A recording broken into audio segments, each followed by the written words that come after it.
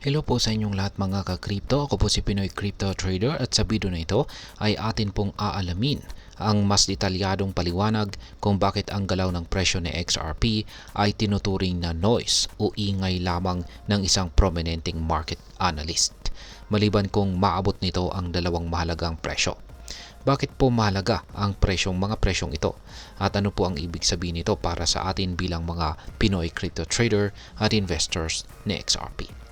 At ayan, bago po tayo magpatuloy ay nais ko lamang po munang bigyang linaw ang aking disclaimer kung saan ang nilalaman po ng video na ito ay hindi po ito isang financial advice. For education and information purposes lamang po ang layunin nito. Yan, umpisahan po natin sa kung ano po ang kasalukuyang galaw ng presyo ni XRP. Unang-una ay magandang balita para sa XRP holders. Yan, ang XRP ay patuloy po na nakaka-recover or bumabawi na po siya kung saan ay tumataas mula po sa presyong $2.4 patungo sa $2.45 kung saan ay meron po siyang 11% na pagtaas sa loob lamang ng isang linggo. Pero kahit na bullish po ang momentum, sinabi po ng analyst na si Ginong Egrag Crypto na ang galaw po ng presyo ni XRP ay hindi pa rin tiyak o conclusive hanggang hindi nito nalalampasan ang dalawang mahalagang presyo. At ito po ang presyong $2 at saka ang $2.6. Ngayon ay bakit po ba mahalaga ang presyong $2 at saka $2.6?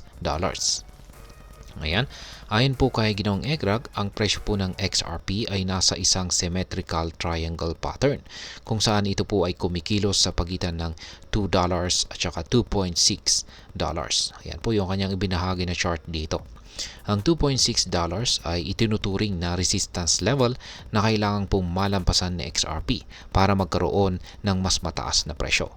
Ang level na ito ay maihahambing sa mga dating resistance levels noong taong 2024 tulad po ng 0.60, 0.65 at saka 0.75 pero ngayon ay inilipat sa $2 na mas mataas.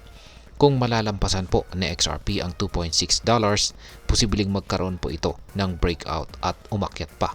Ngunit kung babagsak po ito sa ilalim ng $2, maaring bumaba pa ang presyo nito na siyang magdudulot ng bearish pressure or bearish action. Ngayon ay ano naman po ang ipinapakita ng mga indicators? Ayan. Magandang balita para sa mga umaasa ng pagtaas sapagkat ayon po kay Ginong Egrag, ang stochastic RSI ng XRP ay nagpapakita po ng bullish cross. Yan, bullish cross. Ayan po siya. Yung kanyang yung RSI na ibinahagi ni Ginong Egrag Crypto. Ayan. Ang bullish cross kung saan ay isa po itong indikasyon ng upward momentum. Sa 3D chart naman, yan, ang Relative Strength Index or RSI ay ayan po, ay tumalbog mula po sa 65 level at papunta po ito sa 70 to 40 range kung saan ay nagpapahiwatig ng mas malakas na buying pressure. Ngayon ay ano po ang kaugnayan ng kasalukuyang presyo sa 2017 na bull run?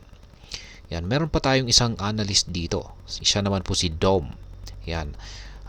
Siya po ay nagsabi na ang galaw po ng presyo ni XRP ngayon ay kakawig ng performance nito noong taong 2017 na bull run. Sa parehong cycle, si XRP po ay nag-consolidate sa paligid po ng 20 to 40 day exponential moving average or EMA matapos po ang initial rally. Noong taong 2017, ang pattern na ito ay nagresulta sa isang second leg up na nagtulak kay XRP sa all-time high nito sa presyong $3.31 noong January 2018. At ngayon naman, yung chart po dito sa ating bandang kaliwa ay yan po yung performance ni XRP noong taong 2017. Yung nandito naman po sa ating bandang kanan ay ito na po yung kasalukuyang chart natin kay XRP. Yan, ngayon ay muling nagaganap po ang consolidation sa EMA bands pagkatapos po ng rally at saka pullback. Ayon po kay Dom, posibleng maulit ang kasaysayan or historical performance ng XRP at magkaroon muli ng breakout. itong si XRP at posibleng ito ay makaranas ng matinding pag-angat sa presyo. Ngayon ay ano po ang posibleng on-chain catalyst? Ayan. Bukod po sa technical analysis ay may mga on-chain developments naman na maaari pong magpataas ng presyo ni XRP.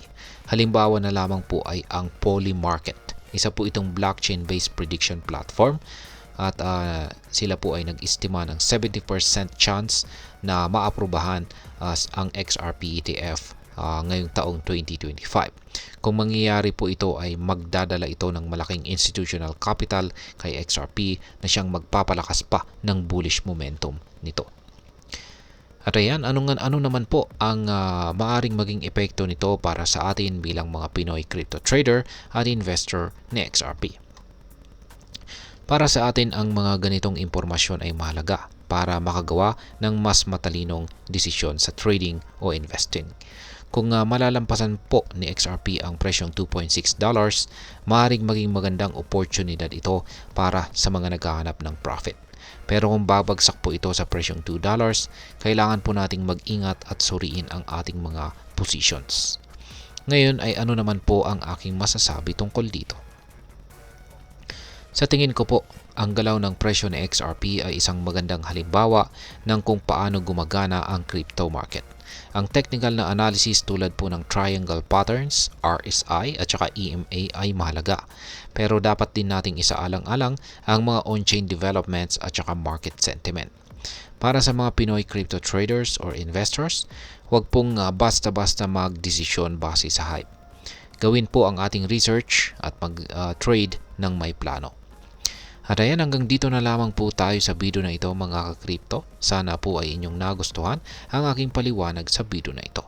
Kung inyo po itong nagustuhan, pakiclick lamang po ang like button nito. Marami pong salamat sa panonood. Ingat po tayo lagi at God bless po sa ating lahat.